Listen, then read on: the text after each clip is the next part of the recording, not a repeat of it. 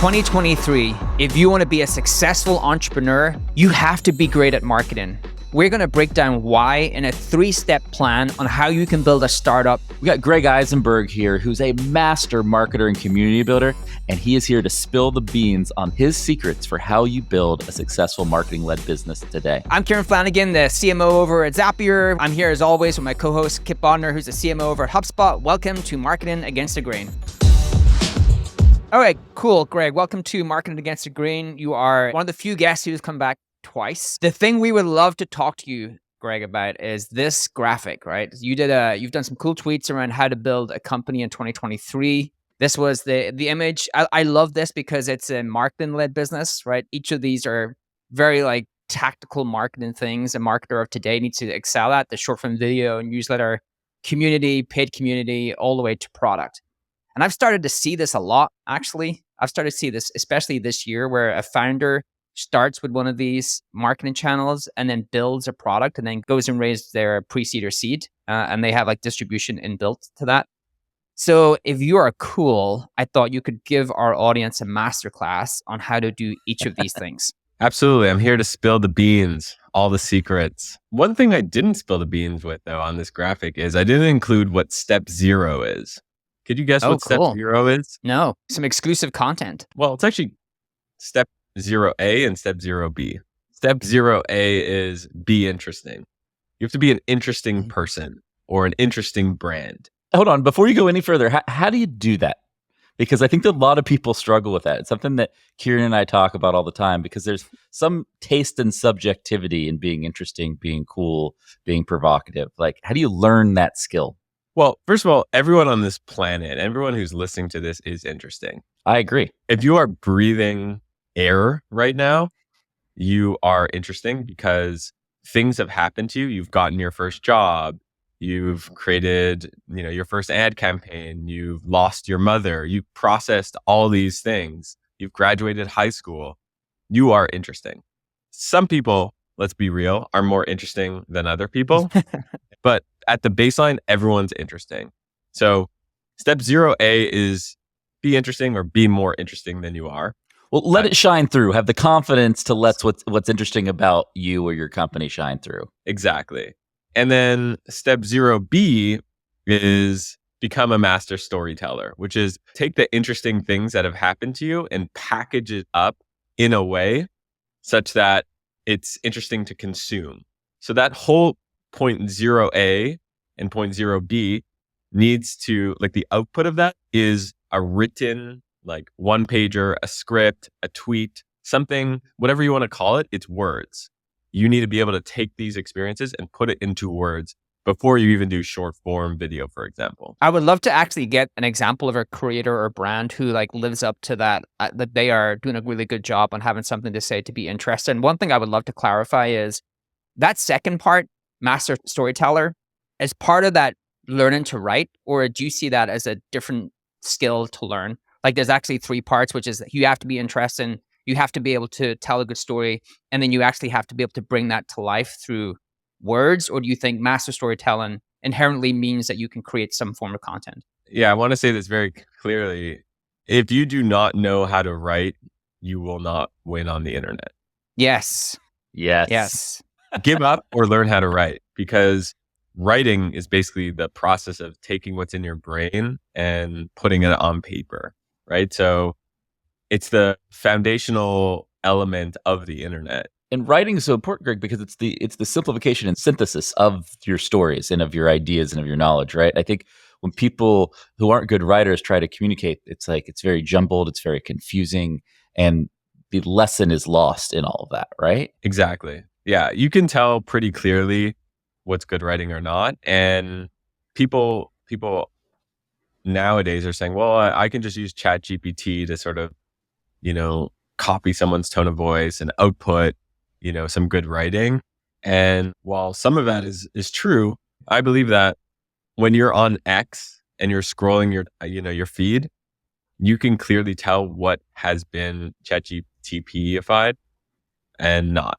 Right. There's it's very easy to tell. So I still believe that knowing how to write really well is foundational. That's why it's step 0. Yeah, AI just doesn't have personality. And I think your first part is like be interesting means that personality, I think, comes out in your writing. If you can write, like Ireland is notorious. It's one of the best places where you can actually go. Kip knows this. We spend Have- many a Sunday in a bar called the Long Hall. And so in Ireland, you can go and have a drink on a Sunday and you sit at the bar and there's a multitude of people you'll meet throughout the day who are super interesting, like have incredible stories. But the thing they lack is like they don't know how to bring that to life through content. What is an example of a brand or a creator? So people can really distill what you mean by interesting. Like, who do you think is doing a good job of this in the creator realm?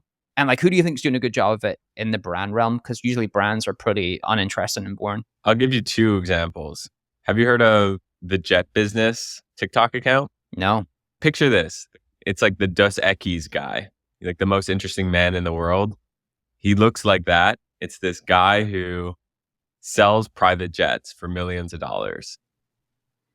And he talks about the stories of selling private jets. So his pin TikTok is the first jet he ever sold, which was probably like in the 70s or something. And he talks about how it was $3 million, which is the equivalent of like $50 million today. It was his first jet. He was 23 years old. And he talks about how someone pulled a gun and almost killed him over the jet. Compelling. Talk about be interesting. Yeah. And talk about and understanding how to package this story. It's a masterclass. You can check it out. It's a masterclass on how to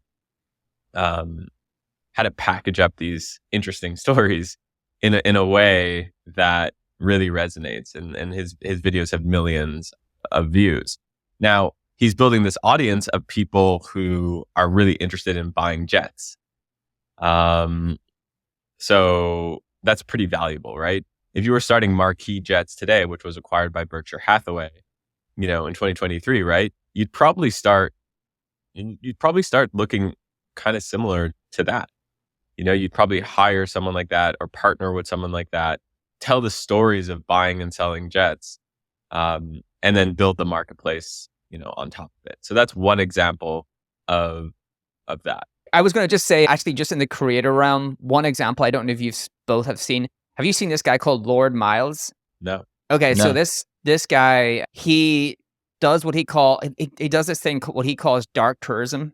So he goes to the most dangerous places in the world and treats it like a holiday. So he'll like be sending snaps of himself. So he was in Afghanistan. He was caught and captured and kidnapped, and he was sending snaps with him and his kidnappers, and he was like watching the Barbie movie with like the Taliban, and like it was this incredible story, right? Just full of like imagery and things that you would not hear elsewhere. And the thing I was going to say is like he actually got released recently, and I think he's trying to go to Israel next or Gaza next for his like quote unquote holiday. That is no holiday, but this is his thing. But one of the things I took away from that is, and the story you told is like sometimes to be interesting, you have to take risks, right? In life, like you actually have to have experienced life to have interesting stories to tell. And you know what the best part about that is? No one could copy your content. Right. In a world where all your content will be copied, they cannot copy your stories. I can say I almost got killed selling a $3 million jet in 1974. Just can't say it. I mean, I wasn't even born. You would look at me like I was crazy. The other example around this, and it would actually be feedback to the Jet Business guy too. I think like if I was running the Jet Business, the problem with the Jet Business account is it's not a category of one. So the name is off. There's a business I'm actually involved in, I'm an investor in, and the Twitter account is Boring Marketer. And the business is called boringmarketing.com. And, obviously boring businesses, this concept has taken off. Everyone and your mother is talking about boring businesses, but who's talking about boring marketing? No one. And so, this team comes up with this idea called boring marketing, which is like boring ways to drive revenue to your business. And they've basically built a suite of AI software that helps automate and build SEO optimized pages. They're crushing it. And their audience which is on Twitter. So you got boringmarketing.com, which is like the product. And then you have Boring Marketer, which is like the creator connected to the product. And then you have this person, like when you read the tweets, he just tells stories about here's how like I took this website from X to Y, here's how, I use programmatic SEO to do this. And I think we're going to see a lot more of that. I think you're going to see a lot more of these category of one audiences that the product and the creator are intertwined. So those are two examples. I think they're really good examples. So if you're like listening to this and you're like, wow, I am interested, and hopefully some people who listen to this podcast do think that about themselves. They're like, I can write words like pretty well. Like I've learned to like grind it out, be a good enough writer. I'm going to get started. Like Greg has some really great ideas for me on how I can start a marketing-led business. The first thing that you actually say that person should start with is short form video. That is pretty interesting to me because like Kipp and I have always been really bullish on short form video, but boy, is it hard to get traction on short form video. And I break traction into two parts. First of all, get engagement. I think TikTok actually, it's easier to get engagement because of the way the algorithm works on some amount of your content.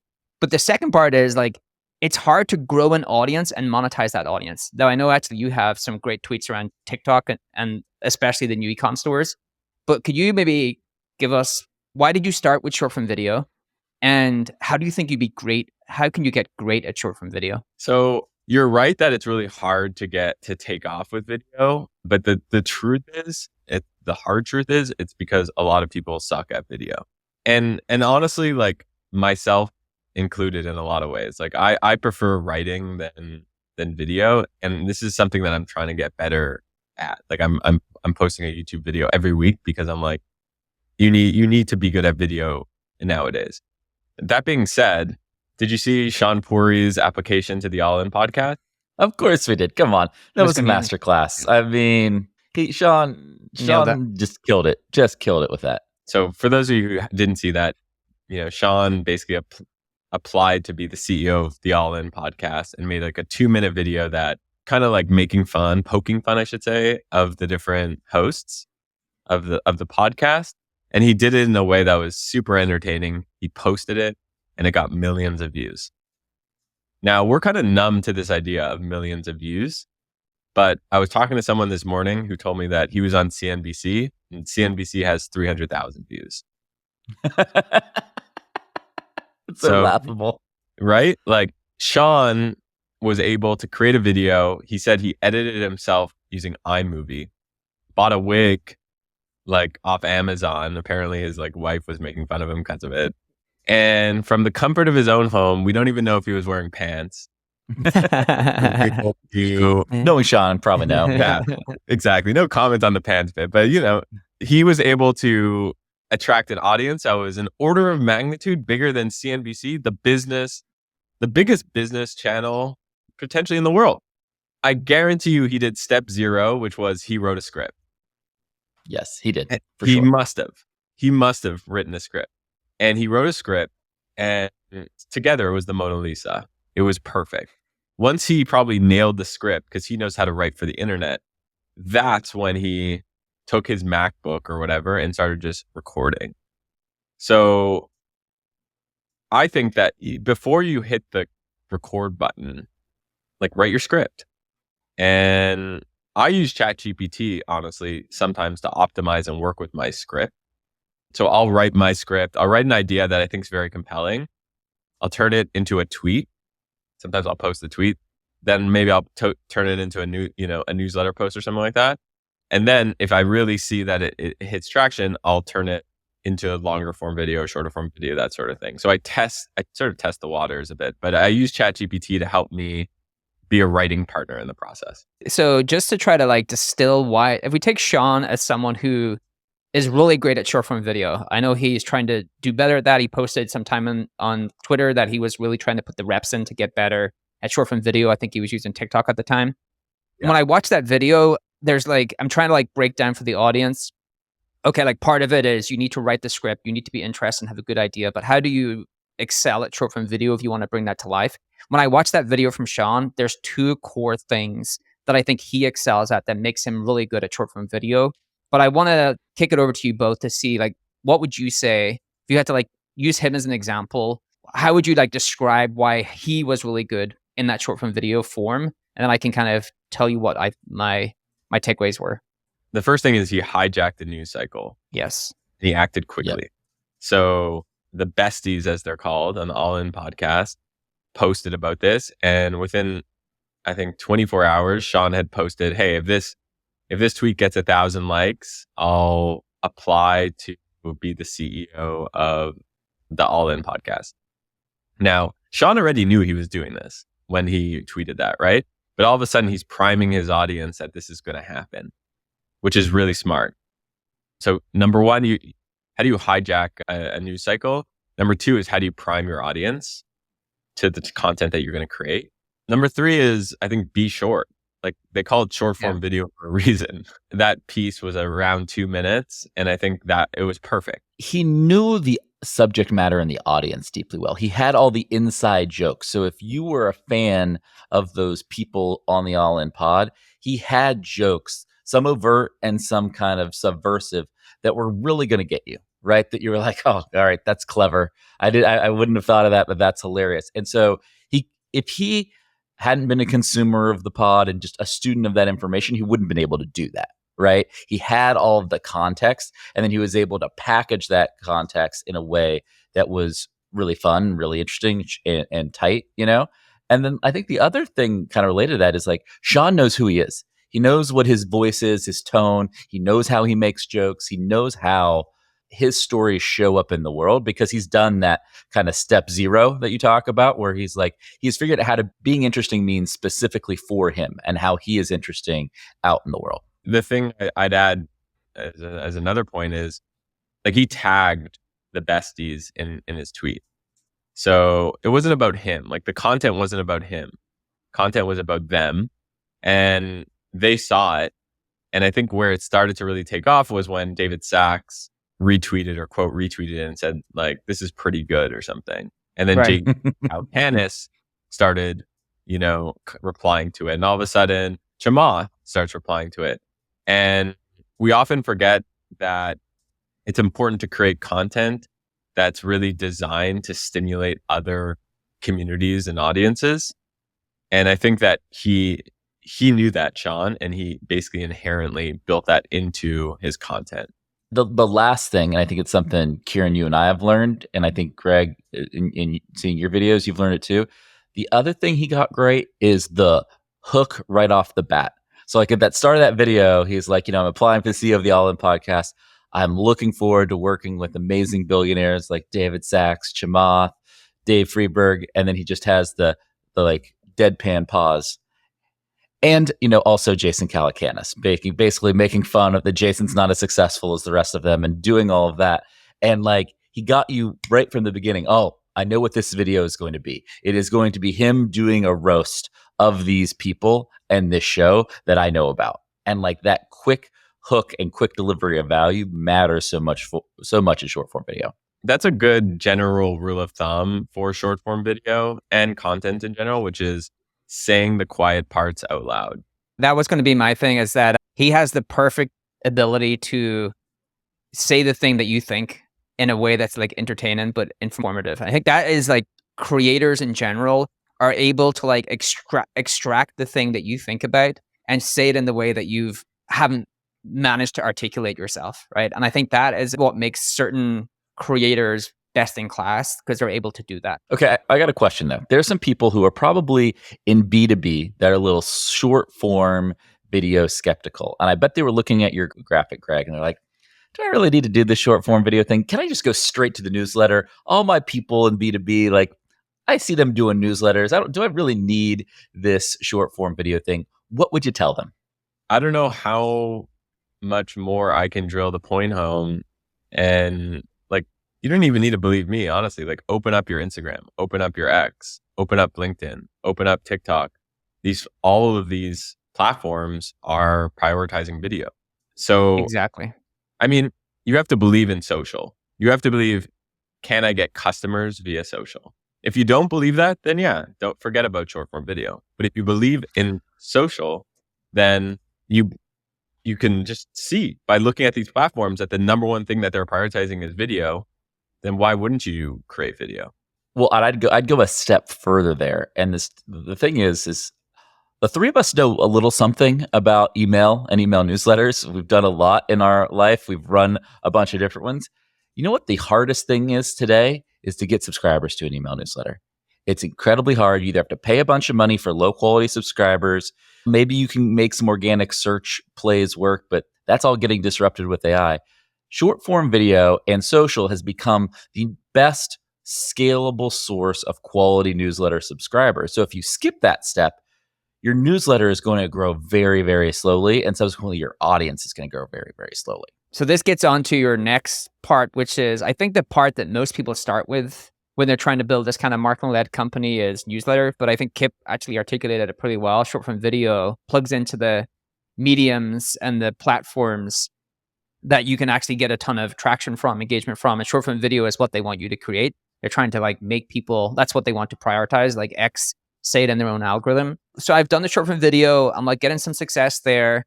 How do I differentiate in building a newsletter today? Because I will tell you, like over the past 12 to 18 months, the majority of my network has decided to go and try to start a newsletter business. like everyone just wants to be a creator, right? Like the amazing thing is you have people like Shamath, who's like a billionaire, and now they're like, hey, I'm going to start to sell these guides through X, right? Like everyone actually really in their heart of hearts wants to be a creator, and that's what they want to do. But newsletters, like there's so much competition. What are the steps I should go through to figure out how I can build something differentiated for my business? Well, so the good news is, assuming you've now built a short form video audience, you've now built a lot of trust, because video is the best storytelling mechanism there is. You have audio and video, so people just feel more, they just trust you more. So you've now built this trust. You've gotten a few thousand subscribers on your newsletter. How do you actually create a newsletter experience that is not only going to retain them, but is going to get them to tell their friends? And I think there's going to be just a bunch of new formats that are going to come out for newsletters over the next 18 months. So I was just talking to Anthony Pompliano yesterday. He has a newsletter that went from 0 to 250,000 subscribers in like less than 5 months. It's called Bay Area Times. I'm a subscriber. It's good. He's doing a good job. Yeah. And I think what's interesting about it is it's a visual newsletter versus words. So you could really skim it easily, and you can there's basically like 5 different images. You can just like skim it and get a sense of what's going on. And I think that's, again, we talked in the beginning around like category of one. It feels like he's building a category 1 for visual newsletters in the same way that, in 2015, let's say 2016, The Hustle and Morning Brew were creating this new category for, right, bullet point type, easy to digest newsletters, but that's already played out. So I think thinking about how you could innovate on the format, be it, how do you make it more visual? How do you make it easier to digest? How do you introduce videos in there? How do you introduce GIFs? How do you make, dividers for the content to be really interesting? I think the thing that you've brought up time and again and is really important in newsletters is to find your area of differentiation. Like I'm actually just subscribed myself. Like the area of differentiation here is like it's all visual, right? It separates itself from all of the other newsletters that do look like Board and Brewed, like do look like The Hustle, because that was the format that worked. Like if you look at Lenny's newsletter, like why was that so successful? Like it's basically educational content around product-led growth, how to build products. But it was always his different angle was he made it like a community first newsletter because he sourced all of these real case studies and real data points from the community. So it was a self kind of fulfilling loop. The bigger the community got for that newsletter, the better his data got, the better the content got, the more that would grow again, because the more people would want to actually acquire that knowledge. And I think that was his point of differentiation, is he initially used his network to extract details that you wouldn't get anywhere else. And then he kind of used the community itself. And that is a hard thing to do. I don't think what people naturally gravitate towards is what has been successful and I'll replicate that. Do you think it's a thing you can learn, is like, how do I find the point of differentiation? How do I find my angle that will make me different from everything else that's going on within newsletters? And it could be any other medium as well. Yeah. So one framework I use to help think about coming up with startup ideas that are outside the box is, how do you think about the anti-startup?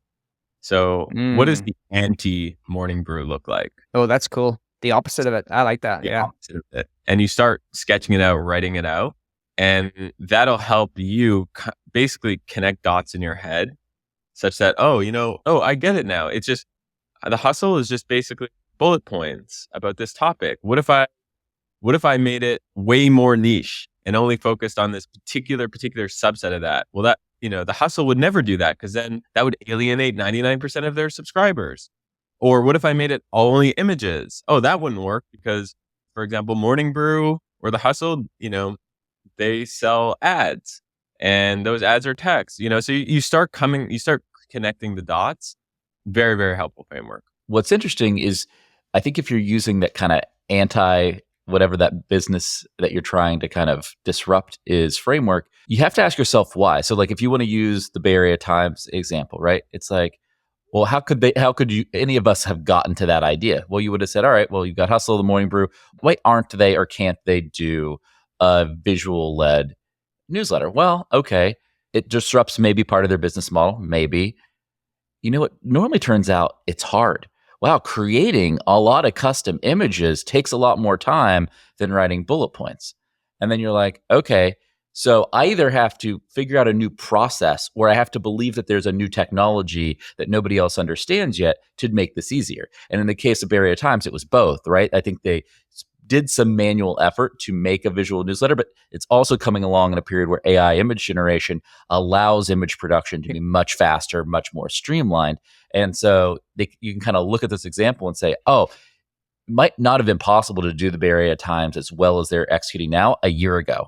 The why and the why now is very important when you're distilling that kind of antithesis approach of what is kind of popular in a given market. Have you seen the Smart Nonsense newsletter? They're big YouTubers. So they're a great example of using short form to generate a bunch of buzz in an interesting way. And then they take that attention, they get people to subscribe to their newsletter, but their newsletter is these comic strips.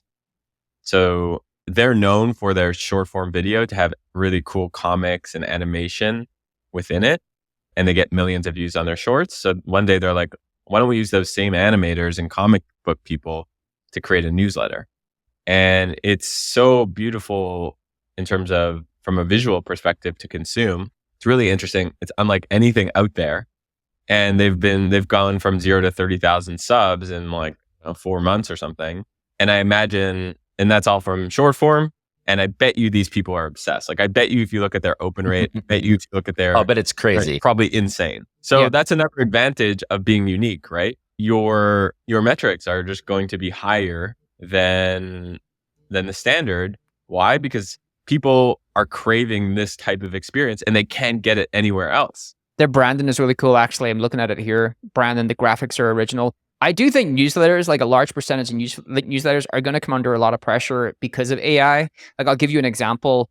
I decided to have Bard create me a daily positive newsletter. Like, I basically set it up to say, hey, I'm basically don't want to read the news anymore. I just want positive stories every day. Like, get the best positive stories and like send them to me in a kind of style of, I give it some different newsletters like the Hustle, Morning Brew, like that kind of style. It's really good. It's actually really good. And so I really do think AI is going to put pressure on a lot of these mediums that we become used to, because it gives you one of one, right? I can customize the newsletter to be whatever I want it to be for me, right? I don't have to do like a one of many kind of newsletter experience. Now, there's still going to be newsletters who maybe can stand out because they have the comic book or they do something like unique. But wow, if you're just kind of doing the normal newsletter play, I think AI is probably going to be a better option for a lot of people and not too long of a time. I think what happens is AI makes it way more easy to create a Morning Brew Hustle type of email for X. I think that's a trend that's going to happen. But I actually think that the smart nonsenses of the world and the more unique type of experiences are going to do way better over the next few years. You know, for example, like I was just in Kyoto and I went to this restaurant called Monk, and it's like his restaurant was on like chef's table and stuff like that. It's just like this chef and he makes these pizzas in Kyoto and there's like 10 seats in there and you're like having a conversation with the chef. Like, I don't care how good of a robot can make pizza. Like, no one's making pizza with this guy. You know, someone, 20 years ago or 30 years ago would have been like, yeah, all restaurants are going to be powered by robots. There's going to be no chefs. No, I think, robot chefs are going to be a thing, and they are a thing. But I also believe that the bespoke experiences are going to be more and more craved. So if you're listening to this and you want to build a newsletter that stands out and grows really quickly, you should be thinking about how can I make it more like Monk and less like a Costco pizza? It's not about commodities, right? Like if you're in a commodity business, like to use your pizza analogy, is like if all that person cares about is the cheapest pizza to eat, then the robot produced pizza is going to win, right? If that person cares about amazing pizza with a great story that they're going to tell for years and years, then the 10-seat place in Kyoto is going to win, right? And so you have to say, what am I? And that commodity game is a bad game to play, and it's getting harder in an AI world because it's easier to copy and paste everything in an AI world. And so your argument's like, hey, you have to figure out how you have the utmost of differentiation and sit at a premium tier over what any kind of technology, automated, AI-driven approach could do. One thing I've realized, Greg, is Kipp and I talk a lot about this personality-led growth. Like we're going to enter the era of personality-led growth. And actually what I've realized is it's just your graphic. So we should have just like we did the whole thing on the main stage of Inbound this year. We did the podcast live. We talked a lot about personality-led growth, which is basically you start with content, audience, and then go into product versus the other way around. But you have to do that through having something to say, be an interest, and like having a person very, very where we started, right? Be an interest and be a master storyteller and actually have things to say. One of the places I would love to kind of just maybe end on is that is happening in B2C. Right? Like we see this in B2C. We see VC firms, some of the best companies all started through this personality-led growth. Like your stepping stones that you've outlined in your image. Our thinking is, or our belief is, Kipp and I, is that we are going to start seeing that in B2B because software is going to get easier to create. Now, not all software, if you're creating something complex, back-end enterprise, may be hard, but AI is going to help a lot of creators be able to create some version of software that's in their head. Do you believe that's true? Like the graphic that you laid out, you believe it's as applicable in B2B as B2C? Yeah. I mean, at the end of the day, as much as us marketers like to call them B2B and B2C, like it's people at the end of the day. Right. And people connect with other people and stories and crave it. So, using Boring Marketer as the example, like they were able to scale their business from 0 to like, that's a multi 7-figure a year business. And, based on stories, category of one, being interesting, packaging it up with 100% of their lead flow coming from social. Look, we saw this happen yesterday. Yesterday, we're recording on a Friday. Elon came out and said, look, Starlink and SpaceX are both cash flow positive. Those are two B2B businesses that spend no money on marketing, that have a CEO who's personality led and drives the hype and the demand for those two B2B companies. And he's going to take them both public. And he's probably going to take them both public in the next 18 months. And he was ahead of the game on that. But this is just going to be the norm over the next 5 to 10 years, right? Let me tell you a story. I was talking to Pomp about this too. Because we like to think that we're inventing something new here. But that P.T. Barnum, baby. Well, we were talking about who's like an OG influencer that monetizes the most. That was like the prompt. And we were talking about Warren Buffett. Yeah. Sorry, Pix. Oh, yeah. If Warren Buffett was, if it was 2023, 2024, and Warren Buffett was like 25 years old, instead of writing his yearly, annual letter, he would be writing his weekly Substack or whatever, or, weekly ConvertKit. He'd be tweeting on X. He'd be creating short form video. What's the difference between, he's built a community-based business, and I know we'll talk about that in part 3, but He's an influencer, creating content, creating IRL events, building communities, having like essentially a pilgrimage to Omaha. What's happening right now, and that's B2B, and he's monetizing via, a fund basically, and he's made billions from that. So to answer your question, this works for B2C. Could it work for B2B? Absolutely. And there's actually probably more opportunity in B2B than B2C. Why? Why do you think that? Just because it's more, a lot of people think it's more fun to create B2C products. And a lot of people think that that won't work in B2B, so they don't try. So the competition is lower. The competition is higher in B2C with this sort of stuff, and the competition is lower in B2B. 100%. All right. We're going to bring Greg back for part 3, where we're going to go all about community and all about product. So if you're watching on YouTube, hit us a comment on what you want to make sure we cover in part 3, because today was all about audience building, is all about creating. Kieran, anything you want to leave the audience with before we close out today's show? No, I think that like we've talked about personality-led growth in this show. Greg's just given you the entire playbook of how this is going to play out. We'll cover the third part in community, but I think that this, I see it even in like, I talked at the very start.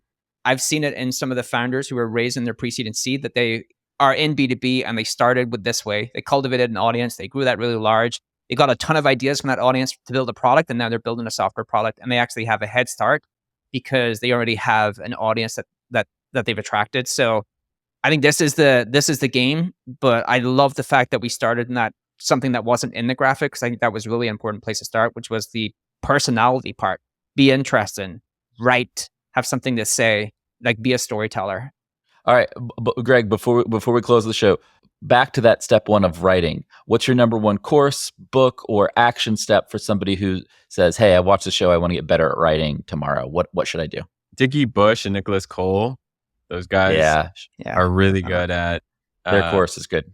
Their course is good. I've spoken there and just we've hired a bunch of people from Ship 30 for 30. That's what it's called. I think that's really good. David Perel, Rite of Passage, which is more higher end version of it, is interesting, and he's amazing. Both those are like 100% worth looking at. And then I'll plug my own thing. Like I have if you go to communityempire.co, free 5-day course on turning strangers into buying and talking about audience building, and you can just copy me basically. Very cool. Awesome. Communityempire.co. Very cool. We'll put the link in the show notes. Awesome. Greg, thank you so much for being here, and we'll see everybody real soon on Marketing Against the Grain. This data is wrong every freaking time. Have you heard of HubSpot? HubSpot is a CRM platform where everything is fully integrated. Whoa, I can see the client's whole history, calls, support tickets, emails, and here's a task from 3 days ago I totally missed. HubSpot. Grow better.